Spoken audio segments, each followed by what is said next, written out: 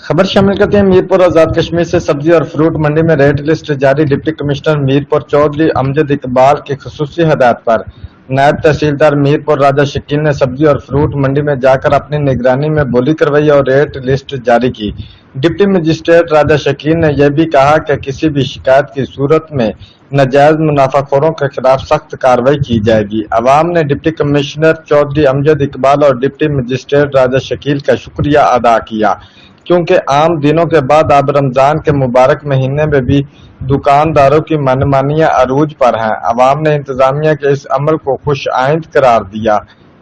Report Raja Akram Shaheen, bureau chief, Jio express news, Mirpur Azad Kashmir.